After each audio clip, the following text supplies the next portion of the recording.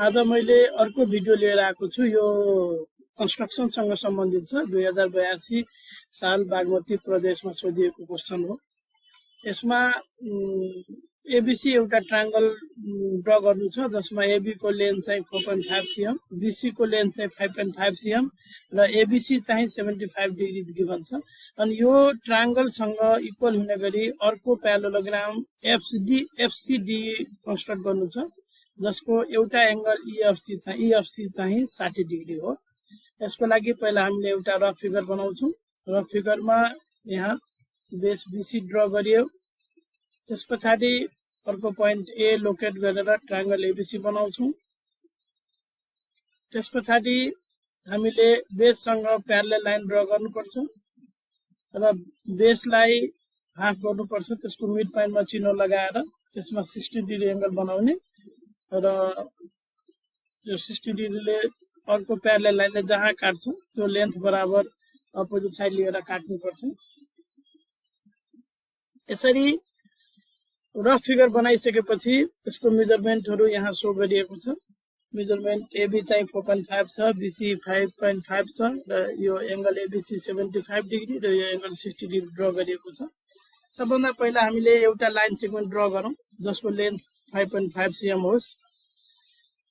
त्यसपछि बी मा हामीले 75 डिग्री को एंगल बनाऊ। यसको लागि पहिला हामीले 90 डिग्री को एंगल बनाउनु पर्छ। त्यसको लागि पहिला 0 बाट 60 डिग्री र 60 बाट 120 डिग्री काटिसकेपछि 60 र 120 डिग्री बाट काटेर हामी 90 डिग्री एंगल बनाउन सक्छौं। यसलाई डटेड लाइन ड्रा गरेर मार्क गरौँ, चिन्ह लगाऊ। अब यसले त्यो आर्कलाई जहाँ काट्छ त्यो पोइन्टमा चिन्ह लगाऊ। त्यो 90 डिग्री फुल त्यसको आधा काटौं 90 डिग्री बाट र 60 डिग्री बाट काटिसकेपछि हो त्यो पोइन्ट अफ इन्टरसेक्सन जुन छ यहाँ चाहिँ 75 डिग्री एंगल बन्यो। अब 75 डिग्री एंगल बनिसकेपछि अर्को जुन साइड छ यो एबी को लेन्थ 4.5 दिएको छ।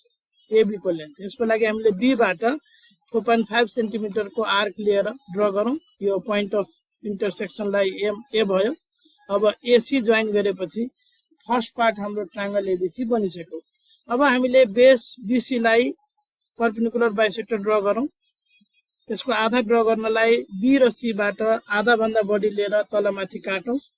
काटिसकेपछि त्यसको पोइन्ट अफ इन्टरसेक्सनलाई चिन्ह लगाएर यदि हामीले जोइन गर्यो भने बीसी को परपेंडिकुलर बाइसेक्टर आउँछ। त्यसको पोइन्ट अफ इन्टरसेक्सनलाई हामीले एफ मानौं, यो चित्रमा देखाए जस्तै।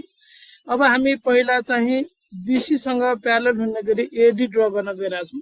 यसको लागि इक्वल आर्क ड्रा गर्नुपर्छ। सी बाट एउटा आर्क ड्रा गरियो, त्यति नै आर्क ए बाट पनि ड्रा गरिएको छ। अब यो एंगललाई हामीले मेजर गर्नुपर्छ। यहाँ पहिला पोइन्टलाई मार्क गरियो। अब यो एंगललाई नाप्ने, एंगल नापिसकेपछि त्यति नै एंगल बराबरको यहाँ काट्यो भने